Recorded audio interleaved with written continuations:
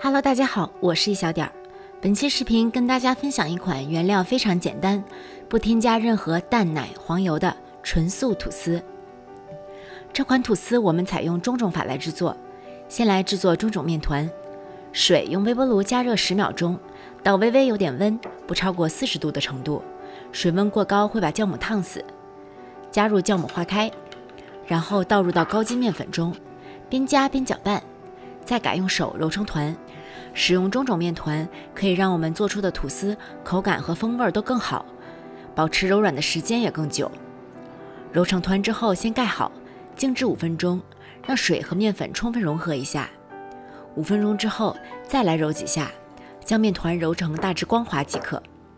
盖好，放在室温发酵到2倍大，大约1小时左右。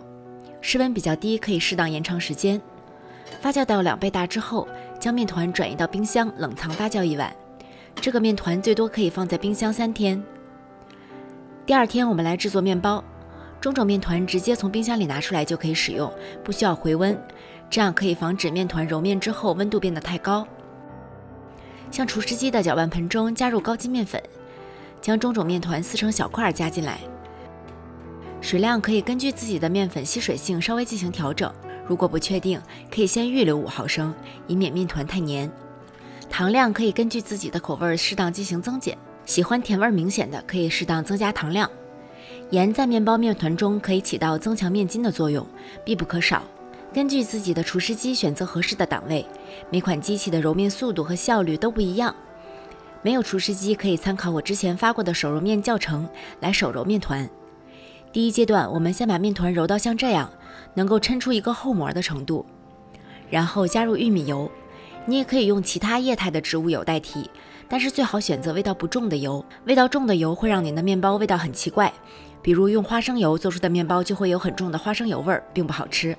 油加进去之后，可能需要一定时间才会被面团吸收进去，面团会比刚才变得更软一点。我们揉到像这样，抻开面团能够形成透光的薄膜，用手捅破薄膜，洞口相对光滑就可以了。将面团像这样不断向后折叠，抻出一个光面，整理成一个圆球。揉好的面团中心温度不要超过28摄氏度，否则面团会过度发酵，吐司在最后发酵时不易长高，而且做出的吐司口感粗糙。如果揉面过程中面团温度太高，可以放到冰箱里冷藏10分钟降温。将面团盖好，在室温静置40分钟。因为中种面团已经发酵过了，这里我们主要是静置松弛面团，不需要很久。案板上撒少许面粉防粘，将面团转移到案板上，轻轻按压排气，去除里面的大气泡，然后平均分成2份。将每个面团向中间折叠几次，然后翻过来，2只手捧住面团，向自己身体的方向拉，这样就能整理出一个光滑的面团了。反面用手稍微捏合起来就可以了。用保鲜膜盖好，中间发酵20分钟。这一步的目的是松弛面筋，使之后的整形更容易，擀面团时不会回缩得太厉害。面团上撒少许面粉防粘，光面朝上方，用擀面杖擀开到25厘米左右，边缘有大气泡可以拍破，然后将面团翻过来，这样光面就朝外了。稍微擀一下，然后从上到下卷起来，接口处捏合，盖好，再松弛15分钟。松弛好后，将面团光面朝上方，擀开到25厘米长，然后翻过来，使它光面朝下，从上到下卷起来，接口处捏合就可以了。将整形好的面团方向一致的放进吐司盒中。吐司最后发酵需要潮湿而温暖的环境，我们可以把它放在微波炉或者烤箱这种密闭的空间里。我一般用微波炉，这样不耽误预热烤箱。用微波炉烧开1碗水，然后迅速放入吐司盒，这样开水的蒸汽和温度可以给吐司发酵创造一个良好的环境。用烤箱发酵，可以在里面放1碗刚烧开的水。如果用烤箱发酵，需要提前算好时间，在吐司发酵完毕之前把吐司拿出来，以便预热烤箱。将烤箱预热到175摄氏度。吐司发酵的时间一般会比普通的小面包要久一点，根据发酵温度的不同，1小时到几小时都是有可能的，要有点耐心。我们主要是看吐司的高度变化，当吐司长到刚刚冒过吐司盒边缘时就可以了，在上面薄薄的刷上一层鸡蛋液，注意角落和缝隙里也要刷到。如果想要制作方形吐司，可以发酵到吐司最高点离模具边缘还有3毫米左右时，盖上盖子拿去烤。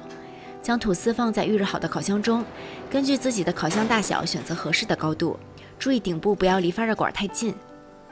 上下火175摄氏度，低糖吐司盒烤26分钟左右，普通吐司盒35分钟左右。在表面上色之后，盖上锡纸，防止顶部颜色过深。吐司出炉后，在桌子上震2下，震出里面的热气，然后脱模，放在网架上晾凉。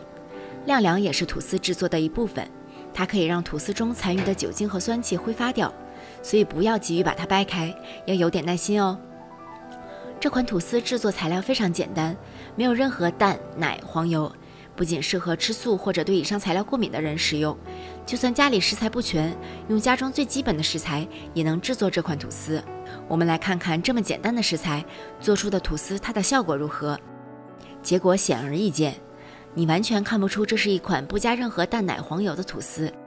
它的味道相对比较简单，非常适合切片，用面包机烤一下，抹上果酱，或者制作成三明治，是一款特别百搭的吐司哦。